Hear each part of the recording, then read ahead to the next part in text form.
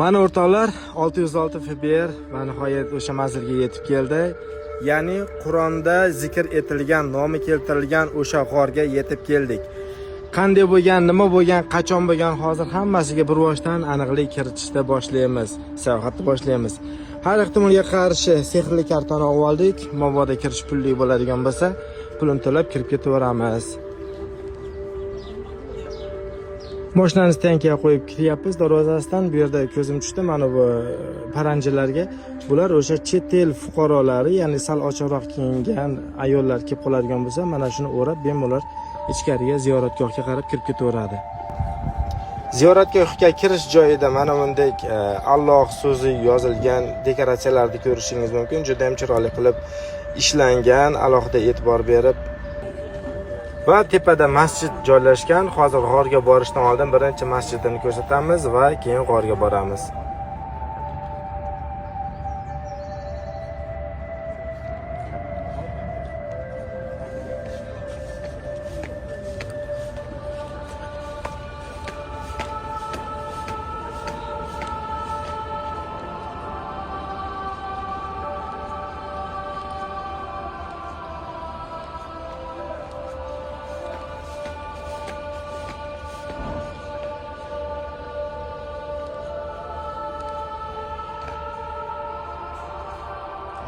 Bu yer masjid.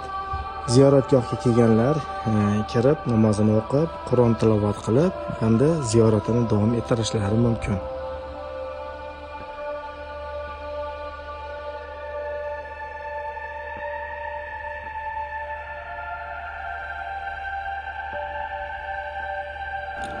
Shundoqqina masjid yonida o'sha tarixiy g'or joylashgan.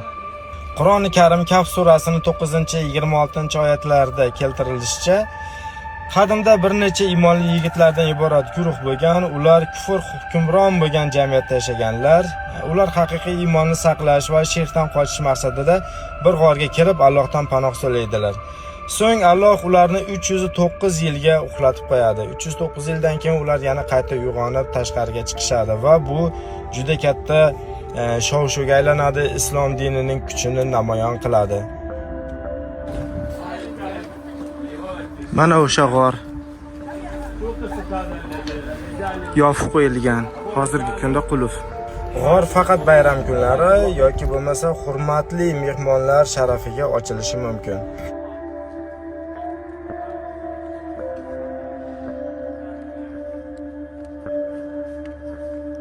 Bu joy esa xuddi qal'ani devoriga o'xshaydi, mana ko'ryapsizlar. Himoyalanganda bu yerda.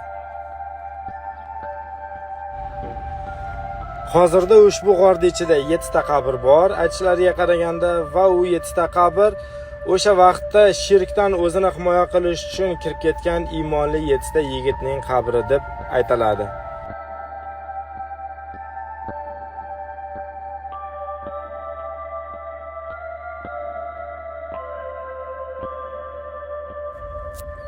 Bu ko'rib turganlaringiz rezervuar, ya'ni suv to'plagich. Tepadan tog'dan oqib tushgan suv loyqalari mana shu birinchi hovuzchada to'planadi va ikkinchi, uchinchi mana yonma-yon turgan hovuzchalarga suv to'planadi va ushbu hovuzchalardan suvni olib ichish mumkin bo'lgan. Lekin hozirgi kunda bu yerda to'plangan suvlarni ichishga hech qanday hojat yo'q, chunki ziyoratgohga kirish joyida ziyoratchilar uchun mana bunday suv jumraklari qo'yib qo'yilgan.